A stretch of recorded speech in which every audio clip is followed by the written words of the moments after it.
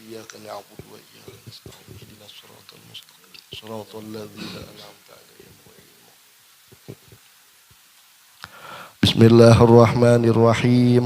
الحمد لله رب العالمين. اللهم صل وسلم وبارك على سيدنا محمد الأمين وعلى آله وصحبه إلى يوم الدين. Rabbi shrah li sadri wa yassir li amri wahlul 'uqdatam min lisani yafqahu qawli. Shadaqallahul azim. Ruya annahu alaihi salatu wassalamu qala man taraka as-salata hatta madha waqtuha thumma qada uzziba fin nari hukban wal hukbu samanuna sanatan was sanatu salasumi'atin wa sittuna yauman kullu yaumin miqdaruhu alfasanah. Rasulullah sallallahu alaihi wasallam bersabda, barang siapa meninggalkan sholat hingga terlewat waktunya lalu ia mengqadanya, meninggalkan sholat tanpa uzur syar'i, zuhur tertinggal lalu mengqadain mbah tuntung basar mengqada sembahyang zuhur. Padahal diqadha sudah, sapintas dipikir-pikir satu sembahyang yang sudah ditinggalkan dengan sengaja lalu diqadha, dikira tadi sama martabat derajat pahala atau ganjarannya.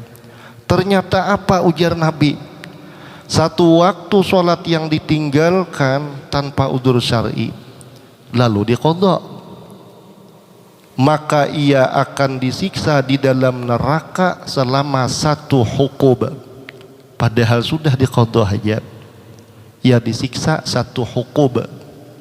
Apalagi kada diqadha sama sekali, makinnya satu hukub itu sama dengan 80 tahun disiksa di dalam neraka 80 tahun. Padahal sudah diqadha. Dahulu kada tahu pangjar, nah wah ini sudah tahu, jangan lagi. Mun sudah tahu, kada ada kemaapan lagi, meninggalkan sengaja sembahyang, mengqadha aikeun ajar. Udah seorang gering banget kada, napa-napa kada, lalu diqadha, dasar benaran diqadha iya 80 tahun tetap disiksa di dalam neraka. Nauzubillahi min dzalik. Apalagi kada diqadha sama sekali. Nah, dan 1 tahun terdiri dari 360 hari, sedangkan ukuran 1 hari di akhirat adalah 1000 tahun di dunia ini. Dalam Daqaiqul Akhbar pulang, di situ disebutkan kebanyakan orang yang disiksa dalam neraka mereka bebas setelah 4000 tahun menjalani siksa. Ini nang ada iman, nang kada beriman kan total kekal abadi di neraka. Jadi Nabi kita bertakun bu setahun berapa bulan di sana atau di neraka? Mun masih akan di dunia setahun 12 bulan. Jadi ujar Jibril, setahun di dalam neraka itu terdapat 4000 bulan. 4000 bulan hanya setahun hitungannya. Anu pangjar Nabi, sebulan itu pang berapa hari? Sebulannya berapa hari? Mun di dunia ini kan 29 30. Mun menghitung kalenderan Arab, mun menghitung kalenderan Masehi 30, 31. Jadi sebulan itu ada berapa hari kata Nabi? Dijawab oleh malaikat Jibril, 1 bulan itu terdapat 4000 hari. Setahun 4000 bulan, sebulan 4000 hari. Sehari pangjar Nabi berapa jam? Nah, kita kan 24 jam kada kerasaan toh, kada kerasaan. Sehari berapa jam ujar Nabi? Jadi ujar Jibril sehari di dalam neraka itu 70.000 jam. 70.000 jam sehari dalam neraka. 70.000 jam, 7 laksa jam. Nah lalu pangjar Nabi sajam saapa mun kita di dunia sajam 60 manitai. Mungkin kipek ada alasan 2 jam. Jadi sekalinya sajam di dalam neraka itu lawasnya ya nang kayak setahunan di dunia ini. Sajam dalam neraka. Nah kembali kepada hadis tadi. Jadi meninggalkan sembahyang lewat waktu. Mengkodai padahal ujar akal nih lunasai hutangku. Lunasai tapi ngaran ulihan mengkodo tadi baistilah. Akibat ketujuh ma upur-upur ya disiksa 80 tahun dalam neraka. 2 waktu nang baistilah dikodok bah 80 kali 2 160 sudah. 3 waktu pulang 240 kali berapa tahun, kali berapa sudah umur sini. Tapi mun sudah tahu, nah itu tadi sudah tahu. Ya kada sama juga orang yang belum tahu lah orang sudah tahu. Ini sudah tahu. Nah, di dalam logat hukub artinya waktu yang sangat panjang. Tetapi menurut kebanyakan hadis bermakna seperti di atas, yaitu 80 tahun.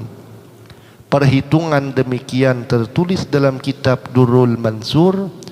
Sayyidina Ali radhiyallahu an pernah ditanya oleh Hilal Hijri radhiyallahu an berapa lamakah satu hukum itu.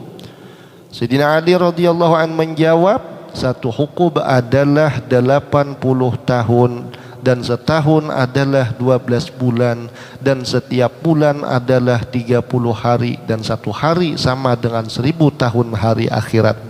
Ini nang di sini nang 4000 tadi nang di Daqaiqul Akhbar. Abdullah bin Mas'ud radhiyallahu an meriwayatkan dalam riwayat yang sahih bahwa satu hukum sama dengan 80 tahun. Abu Hurairah radhiyallahu an telah mendengar langsung dari Rasulullah sallallahu alaihi wasallam bahwa satu hukum sama dengan 80 tahun dan satu tahun sama dengan 360 hari dan satu hari di akhirat sama dengan 1000 tahun perhitunganmu di dunia. Kemudian Abdullah bin Umar radhiyallahu an berkata, kita jangan merasa cukup bahwa dengan iman yang kita miliki pada akhirnya kita akan diangkat dari neraka. Kita nih mbah tak dengar orang mengajar atau orang berceramah selambat-lambatnya orang beriman di neraka akhirnya dikeluarkan juga dari neraka dan masuk ke dalam surga. Nang ada di otak kita nih nang kisah surganya ngintu ai. Kadang kita kadang menggenang proses di neraka kayak pasiksanya, kayak palawasnya di neraka. Kita kadang tergenang ke situ. Kita nih mengambil macam nang ringkasnya itu aja dikeluarkan naik kayak aja pada neraka. Nah, jaka kawat tuh kada masuk-masukkan ke neraka. Ya kalau amun mengerti nih kisah neraka. Kadang seseorang itu merasa cukup dengan iman yang ia miliki, sehingga pada akhirnya walau dia disiksa di neraka juga, suatu saat dia akan keluar daripada neraka itu dan akan dimasukkan ke dalam surga. Nah, jadi ujar Abdullah bin Umar, kita jangan merasa cukup bahwa dengan iman yang kita miliki pada akhirnya kita akan diangkat dari neraka, yaitu bila akan diangkat dari neraka setelah 28.800.000 tahun. Apa nang bisa kita banggakan? Bahasa pintas mendengar kisah rasa satu mata di neraka. Artinya selambat-lambatnya kita orang beriman di nejar di dalam neraka, akhirnya dikeluarkan dari neraka dan masuk ke dalam surga. Kita langsung mengambil surganya aja, lalu mengarenang berkisah satu mata aja sekian detik rasaan kita dalam neraka, biar ujar orang selambat-lambatnya kita di neraka, akhirnya kita dikeluarkan dari surga. Rasa kayak angin lalu, kayak itu aja kita dengar. Jadi sangkaan kita satu matai di dalam neraka itu, yaitu apabila diangkat dari neraka setelah 28.800.000 tahun. Dan apabila disebabkan oleh dosa lainnya, maka dia akan lebih lama lagi tinggal dan disiksa di dalamnya. 28.800.000 tahun. Selain itu, banyak hadis yang menerangkan tentang lama atau tidaknya tinggal di neraka. Akan tetapi lamanya satu hukum seperti yang disebutkan di dalam hadis di atas telah banyak disebutkan dalam beberapa hadis, dan mungkin juga berkurang atau bertambahnya siksaan akan disesuaikan dengan dosa orang tersebut.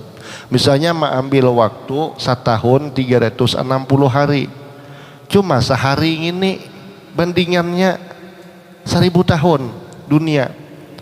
Nah 1000 dikali 360 itu 1 tahun aja masih. Ini 80 tahun. Artinya kadang-kala dianggap enteng sembahyang fardu 5 waktu ini.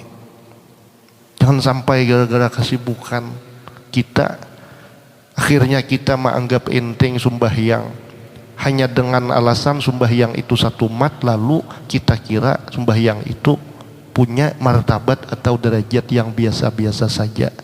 Padahal sembahyang 5 waktu itu punya derajat yang luar biasa. Kemudian lagi dalam kitab Tanbihul Ghafilin terdapat sebuah hadis yang menyebutkan bahwa salat adalah penyebab datangnya ridha Allah, amal yang dicintai para malaikat, pekerjaan para nabi, dengannya akan lahir cahaya ma'rifat dan doa akan dikabulkan, memberkahkan rezeki. Salat sebagai akar keimanan, menyehatkan badan, senjata melawan musuh, pembela bagi orang yang melaksanakannya, cahaya dalam kubur, sebagai penenang hati dari kecemasan dalam kubur, memudahkan menjawab pertanyaan munkar dan nakir, naungan dari panasnya hari kiamat, cahaya dalam kegelapan kubur, tameng dari api neraka jahanam yang memberatkan timbangan amal, mempercepat ketika melintas di atas sirat, dan sholat merupakan kuncinya surga. Ibnu Hajar rahimahullahu ta'ala meriwayatkan dalam kitab Al-Munabbihat dari Sayyidina Utsman ibni Affan radhiyallahu an. Ujar Sayyidina Utsman, barang siapa menjaga sholat dan memperhatikan waktu-waktunya dengan teratur, maka Allah subhanahu wa ta'ala akan memuliakannya dengan 9 perkara. 9 perkara, 9 kemuliaan, 9 karomah bagi orang yang sholat 5 waktu. Dia pelihara sesuai waktu-waktunya, dia kerjakan sebaik-baiknya atau seapik-apiknya. Pertama, Allah akan mencintainya. 2, Allah akan memberikan kesehatan padanya. 3, malaikat akan melindunginya. 4, memberikan keberkahan dalam rumahnya. Tertolong orang di rumah tuh menggawi ketaatan. Habis tuh pulang tibak nikmat nang diterima oleh ahli rumah tadi biar sedikit lapang dadak mensyukuri. Tibak ada ujian kesusahan yang dihadapi oleh penghuni rumah tadi, ada ujian kesusahan, dikuatkan Tuhan, sabar, berkah rumah, biar kada mewah. Lamun sudah mewah, genal, panjang, lebar, biar sakulilingan ada taman, laksana gambaran-gambaran surga. Tapi penghuninya orang yang melalaikan kefarduan 5 waktu ini, rumahnya tidak akan diberkahi Allah. Ia tibak ada nikmat masuk ke rumah itu, ia sasar banyak nikmat, sasar kada bersyukur. Tibak ada ujian susah biar sedikit, ia ambur adul rumah tangga.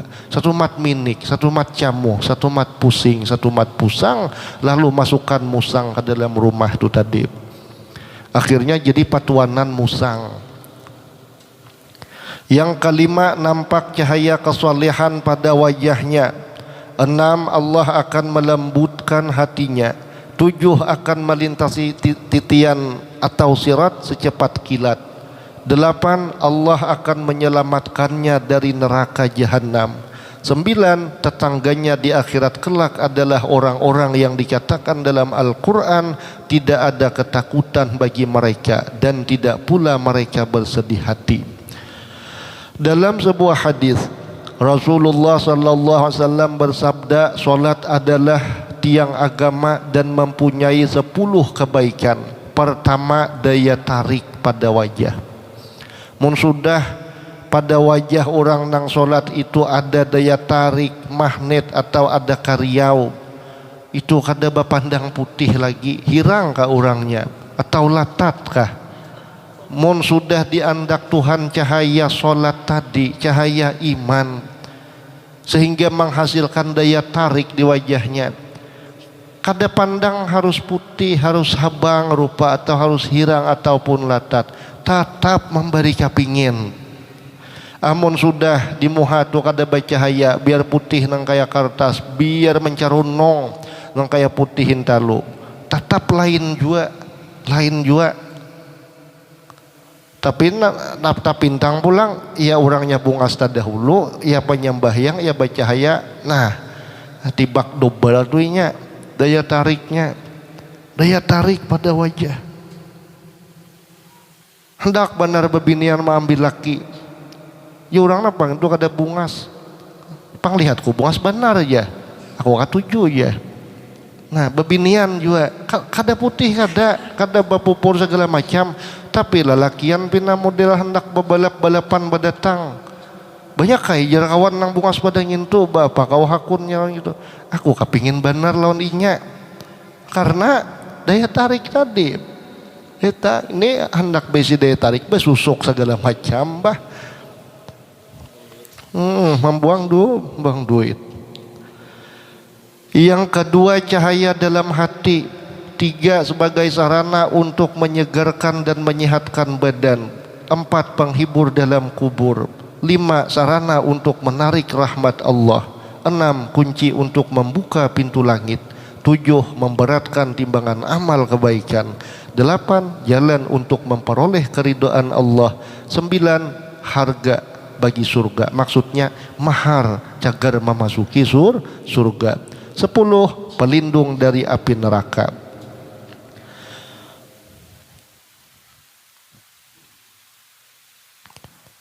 Kemudian lagi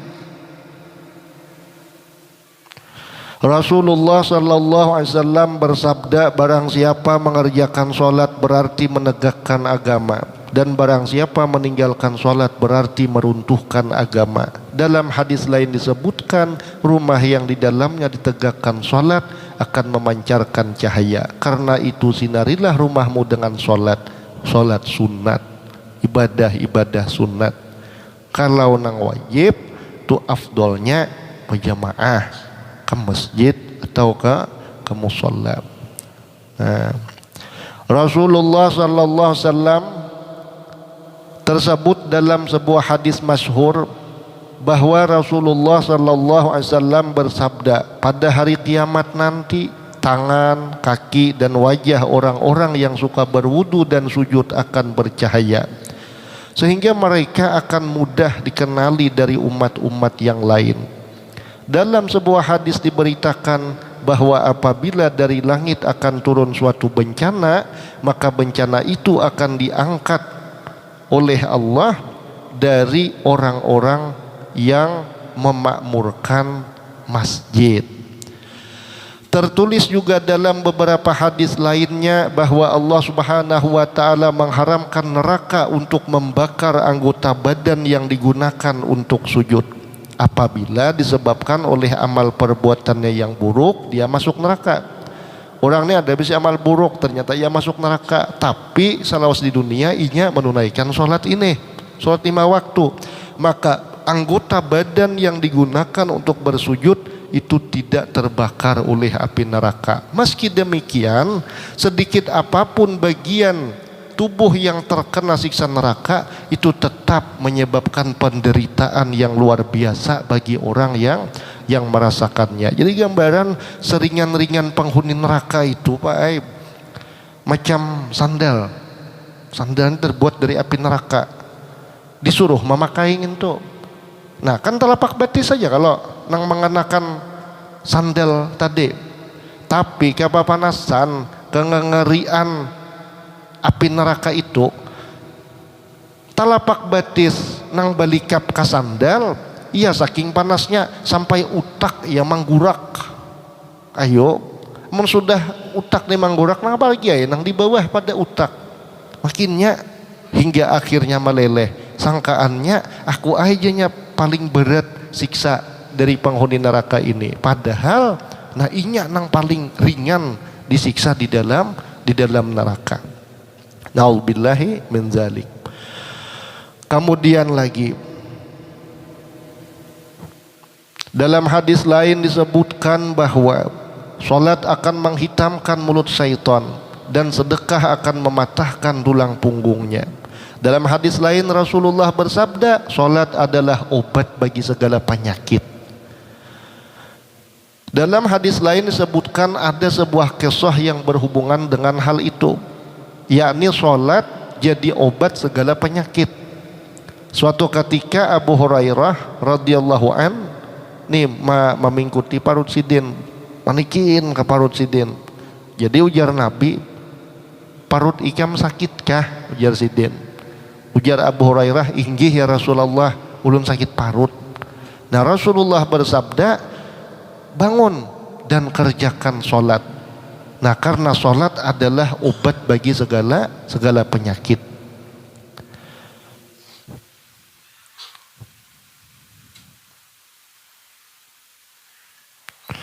Safiri rahmatullah alaih berkata, orang-orang yang meninggalkan sholat subuh maka para malaikat akan memasukkannya ke dalam golongan orang-orang yang berdosa. Dan orang-orang yang meninggalkan sholat zuhur maka akan digolongkan ke dalam golongan orang-orang yang rugi. Dan orang yang meninggalkan sholat asar akan digolongkan ke dalam golongan orang-orang yang bermaksiat. Dan yang meninggalkan sholat maghrib akan digolongkan ke dalam golongan orang yang kafir. Dan yang meninggalkan sholat isya maka akan digolongkan ke dalam golongan orang-orang yang menyia-nyiakan hak Allah subhanahu wa ta'ala. Al-Allamah Sya'rani rahimahullahu ta'ala menyebutkan, hal ini seharusnya kita fahami bahwa setiap musibah akan diangkat dari perkampungan yang penduduknya menjaga sholat 5 waktu. Musibah akan diangkat dari suatu kampung yang penduduknya itu menjaga sholat 5 waktu, mengerjakan sholat 5 waktu sebaik-baiknya. Begitu juga sebaliknya, ujar Imam Sya'rani, musibah akan terus menimpa suatu tempat, suatu kampung, suatu kota yang penduduknya itu melalaikan sholat. Di antara penyebab suatu daerah itu dilanda bala, bencana, musibah, silih berganti, bertubi-tubi bahkan. Nah di antara sekian banyak penyebabnya itu kebanyakan penduduknya kada tak urusi lagi sembahyang 5 waktu. Suatu kampung yang apabila dia telah mendapat musibah lalu penduduknya ini memelihara akan sembahyang 5 waktu, maka lama-kelamaan musibah itu akan diangkat oleh Allah subhanahu wa ta'ala, akan dihilangkan oleh Allah ta'ala. Dan penduduk kampung yang di situ mereka mengerjakan sholat, itu musibah kada mau menimpa kampung itu. Bila mau ada musibah di suatu kampung bahkan kota, nah ini bukan berarti hendak memeriksa perorangan, tapi bahasa burongannya, bahasa jumlahnya artinya kebanyakan orangnya itu sudah kada tak urusi lagi sembahyang 5 waktu, kada tak perhatiakan lagi. paling kada ya katuju manunda-nunda paling minim. Tagawi ai paling kada nih tagawi ai cuma ya manunda-nunda atau bahkan mengkodok ba'asdillah. Yang parah lagi ya atang lalu-lalu. Misalnya gempa bumi, halilintar, rumah-rumah yang ditelan bumi, ujar Imam Sya'rani, maka tidaklah heran jika hal itu terjadi karena mereka mengabaikan sholat. Dan dalam pikiran kita jangan merasa pula bahwa saya sudah melakukan sholat, saya tidak peduli terhadap orang lain. Jangan juga jarsiden. Kita sudah kawa menggawi sembahyang 5 waktu istiqamah. Jangan juga memayu kita gin orang lain kada usah. Karena apa? Apabila terjadi bencana, maka bencana itu akan menimpa orang-orang yang ada di situ secara keseluruhan. Hal ini telah disebutkan di dalam hadis ketika Rasulullah SAW ditanya, apakah mereka akan ditimpa azab walaupun ada di antara mereka orang-orang yang soleh? Rasulullah SAW menjawab, iya, jika kemungkaran sudah merajalela. Kemungkaran sudah merajalela, bala bencana turun, maka ibarat di situ ada orang soleh sekalipun, mereka akan terkena musibah itu juga. Kemudian lagi, an Abi Hurairah radhiyallahu anhu anna Rasulullah sallallahu alaihi wasallam qala man aftara yawman min Ramadan min ghairi udhrin rukhsatin wala maradin lam yaqdihi saumud dahri kullihi wa in shamahu. Dari Abu Hurairah radhiyallahu anhu berkata, Rasulullah sallallahu alaihi wasallam bersabda, barang siapa berbuka dengan sengaja satu hari pada siang hari bulan Ramadan tanpa rukhsah, tanpa kebolehan menurut syariat, tanpa uzur syar'i, atau tanpa sebab sakit, maka tidak akan dapat menggantinya walaupun berpuasa sampai akhir hayatnya. Ganjarannya itu kada tertandingi, derajatnya kada terimbangi, martabatnya kada tersaingi. Bulan Ramadan kita nih garing kada uzur nang membolehkan kita berbuka puasa, kada juga. Hanya sekedar maasiakan, aku haus di hari ini panas pang, ya kada puasa dengan sengaja, atau di siang hari berbuka puasa dengan sengaja sehari dah parai lalu di luar bulan Ramadan pikir-pikir imbah ditahuri sekali, iya sudah dikodok ngaran sehari parai puasa, parainya ini dengan sebab ba'astillah, lalu mengkodok jar di luar bulan Ramadan. Kira tadi imbang sudah derajatnya, martabatnya, pahalanya atau ganjarannya. Sekalinya sehari puasa nang kita parai manggawi di bulan Ramadan tanpa uzur, pahalanya tuh ibarat di luar bulan Ramadan kita hari-hari mengkodok puasa nang sehari tadi, hari-hari kita berpuasa sampai mati. Niatnya mengkodok puasa nang sehari tadi, kada imbang pahalanya, kada seirama derajatnya. Artinya harap puasa nang satu hari itu ketimbang meninggalkan puasa dengan sengaja di bulan Ramadan lalu manahuri. Andai hari-hari kita berpuasa manahuri nang semacam tadi, nah itu kada kawa disasah ganjaran atau keutamaannya itu. Menurut pendapat sebahagian ulama, juga pendapat Sayyidina Ali karamallahu wajhah dan beberapa sahabat lainnya berkenaan dengan hadis ini. Kayak itu kah aja dahulu aku ketujuh aja bastilah, cuma aku doa sudah jar. Nah sakanya kayak itu anu haratnya puasa di bulan Ramadan do, sampai-sampai sehari tertinggal ibarat seumur hidup hari-hari puasa batahur, iya kada tak imbangnya pahalanya. Nah jadi nang sudah tahu nih, jangan lagi hendak masih akan makan bari siangan, minum bari siangan, kada puasa. Ya salapar-laparnya, sahaus-hausnya, arit aja seharian naik, kada 24 jam juga puasa tuh, kada mati juga orang puasa tuh bila ada yang meninggal tuh habis umur wara. Nah cuma istilah orang berpuasa bila berpuasa mati bilang kadeda orang mati lantaran maarit lapar haus seharian puasa itu kadeda. Mun orang mati kelaparan sebab samingguan kada makan do masuk akal aja. Amun orang seharianan kada makan kada minum ya bilang kada mati juga. Nah, kada mati. Kemudian lagi pendapat Sayyidina Ali karamallahu wajhah dan beberapa sahabat lainnya berkenaan dengan hadis ini, bahwa apabila seseorang membatalkan puasanya pada bulan Ramadan tanpa alasan yang dibenarkan oleh syariat, maka tidak akan dapat digantikan atau diqadha walaupun ia berpuasa selama hidupnya. Akan tetapi menurut sebagian besar ahli fikih, apabila seseorang tidak berpuasa sehari pada bulan Ramadan, maka ia dapat menggantinya dengan puasa sehari pada hari lain.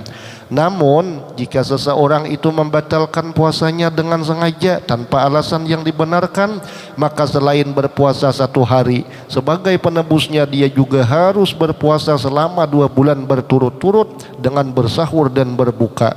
Walaupun demikian, keutamaan dan keberkahan puasa Ramadan tetap tidak dapat ia peroleh, kada tertandingi juga tuh. Nang tibak bulan Ramadannya seorang bebinian kan haid tuh dasar kada boleh puasa bebinian haid. Ibadat di qadha di luar bulan Ramadan itu pahalanya ganal aja. Beda dengan orang nang beristilah tadi, orang nang ada uzur lawan orang nang beristilah buka tadi kan beda. Ada ini nang dibicarakan orang nang buka puasa atau kada berpuasa tanpa uzur syar'i, tanpa sebab sakit, tanpa uzur syar'i, tanpa haid kada, nipas kada, berenak kada orangnya, gering kada misalnya, bawa wagasan. Aku ya guring tak mimpi beroko ya baya bangun buka sekalinya nah tawas benar. Atau rahat guring tak mimpi ricap makan baya bangun ari kadap sangkaan tadi para kaidah orang berbuka puasa baya maithi hanya jam 10 pagi napa mun ari muro sekalinya napa malulusakan buka nah tu layau juga ngarannya. Nah jadi tadi inilah maksud hadis tersebut, yaitu jika sehari di bulan Ramadan telah hilang tanpa suatu alasan yang dibenarkan, maka puasanya pada hari yang lain tidak mungkin dapat menebus keberkahan sehari di bulan Ramadan yang telah ia tinggalkan. Itu pun bagi orang yang mengqadha puasanya. Jika ia sama sekali tidak mengqadhanya, ya seperti yang dilakukan orang fasik pada zaman ini, maka kesesatannya tidak perlu ditanyakan lagi. Puasa adalah salah satu rukun dari rukun Islam yang 5. Rasulullah menyatakan bahwa Islam dibangun di atas 5 rukun. Pertama, mengakui ketauhidan Allah dan kerasulan Nabi Muhammad sallallahu alaihi wasallam. Kedua, salat. 3, puasa. 4, zakat. 5, haji. Berapa banyak kaum muslimin yang telah mati keislamannya sedang ia masih menganggap dirinya sebagai muslim, walaupun di antara 5 rukun itu tidak ada satupun yang dilaksanakannya. Tertulis pada kartu identitasnya agamanya Islam, namun di mata Allah dia tidak dianggap sebagai orang Islam. Sehingga dalam riwayat Ibnu Abbas diberitakan bahwa dasar Islam adalah 3. Pertama syahadat, kedua sholat, ketiga puasa. Nah ini kan dasar Islam 3, rukun Islam tadi 5, tapi dari 5 tadi ada dasar Islamnya 3, syahadat, sholat dan puasa. Barang siapa meninggalkan salah satu di antaranya, ujar Sidin, maka dia adalah seorang kafir dan halal darahnya. Mudah-mudahan yang disampaikan ini bermanfaat bagi kita seberataan, khususnya bagi tukang baca sekeluarga. Jadi kita turunan pengajian malam Kamis lagi sekitar malam Kamis kedua imbah hari raya Idul Fitri. Nah malam Kamis kedua setelah hari raya Idul Fitri. Jadi ulun pribadi banyak-banyak minta halal minta ampun lawan pian berataan, juga termasuk ahli keluarga ulun atas segala kesalahan yang dilakukan khususnya selama setahunan ini baik yang disengaja atau tidak disengaja, baik perkataan atau perbuatan. Juga ulun minta ampun atas hal-hal yang kurang berkenan di telinga pian, didengar oleh pian, atau kurang berkenan di hati pian berataan. Dan ulun mengucapkan terima kasih banyak kepada sampian berataan, guru-guru Komarudin dan grup maulidnya, tetangga-tetangga ulun, habis itu pulang nang menjaga akan parkir dan jamaah berataan. Ulun banyak-banyak minta halal, minta ampun, minta ridho, minta maaf lan pian berataan. Ya mudah-mudahan ada umur, diberi Tuhan kesehatan, keafiatan, diberikan Allah kekuatan lahir batin, khususnya kita bisa melaksanakan segala macam ibadah, khususnya di bulan Ramadan, baik puasanya ataupun ibadah-ibadah yang lainnya. Dan harapan ulun pribadi untuk pian berataan, ya sambil diingat-ingat lalajaran nang di sini khususnya, atau lalajaran pian di lain tempat, diingat-ingat dan dipakai-pakai gitu, diamalkan. Karena biar 15 lamari besi pakaian menghinggan di andakwara, kada bungas kita jadinya. Pakaian larang-larang, kada lagi sakudi 2 kudi. 15 lamarinya gara-gara apa ya? Banyak pakaiannya nang harat-harat, nang larang-larang. Ya napa hasil? 2 tahun, 3 tahun ditandak di dalam lamari tadi. Putingnya hurung geget wara. Nah, tapi kita akan lebih elok. Bisi pakaian bagus sudah. Anggap saja pakaiannya tuh mewah, harat. Bah, kitanya sudah paruna, memakai pulang pakaian tadi, tambah paruna. Nah, ilmu agama lebih elok dari segala yang elok di dunia ini. Andai kita tidak elok, tapi kita memakai sesuatu yang paling elok dari segala keelokan di dunia ini. Orang itu kada bungas, kada gagah, tapi ilmu agama inya pakai. Maka orang akan memandang ketidakelokannya itu tidak akan orang pandang. Ya orang pandang bungasnya inya, bebungas inya ya. Apalagi mendasar nang bungas tadahulu pakaiannya baik-baik. Jaka bahasa rupa paruna tadahulu, jaka ilmu tadi ya dipakai-pakai. Jadi tong sampai diingat-ingat, mun pina asal ngalih maingat juga ya, mun ada rarakamannya dibuka-buka kayak itu aja lagi. Wallahu subhanahu wa ta'ala a'lam. Al-Fatihah. A'udzubillahi minasyaitonir.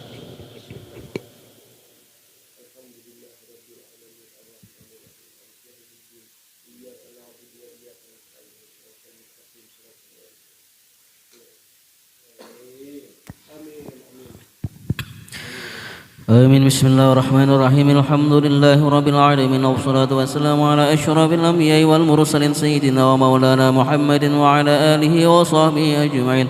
قل كل من عندك لا حول ولا قوة إلا بك. اللهم صل على محمد بعدد من صلى عليه، وصل على محمد بعدد من لم يصل عليه، وصل على محمد كما تحب أن يصلي عليه، وصل على محمد كما أمرتنا بالصلاة عليه، وصل على محمد كما ينبغي الصلاة عليه. اللهم انفعنا بما علمتنا وعلمنا ما ينفعنا به علما، وزدنا علما وارزقنا فهما. اللهم أرنا الحق حقا وارزقنا اتباعه، وأرنا باطلا باطلا وارزقنا اجتنابه.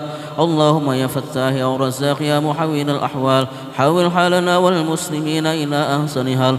اللهم يا مقلب القلوب ثبت قلوبنا على دينك وطاعتك. اللهم يا حنان يا منان نسألك بفضلك الأمان من زوال الإيمان والعفاء أمام طوب رحمتك يا أرحم الراحمين. اللهم اختم لنا بخاتمة السعادة، واجعلنا من الذين لهم الحسنى والزيادة بجاه سيدنا ومولانا محمد صلى الله عليه وسلم ذي الشفاعة، وعلى آله وصحبه ذوي السيادة. وصلى الله على خير خلقه وعلى آله وصحبه وسلم بفضل سبحان ربك رب العزة عما يصفون، وسلام على المرسلين، والحمد لله رب العالمين. إن الله وملائكته يصلون على النبي يا أيها الذين آمنوا صلوا عليه وسلموا تسليما. اللهم صل وسلم على سيدنا محمد صاحب البشرى، صلاة تبشرنا بها وأهلنا وأولادنا ومعلمنا وطالبتنا وطالبتنا في يومنا هذا إلى يومه الآخرة. اللهم صل وسلم على سيدنا محمد صاحب البشرى صلاة تبشرنا بها وأهلنا وأولادنا وجميع مشايخنا ومعلمنا وطالبتنا وطالبتنا في يومنا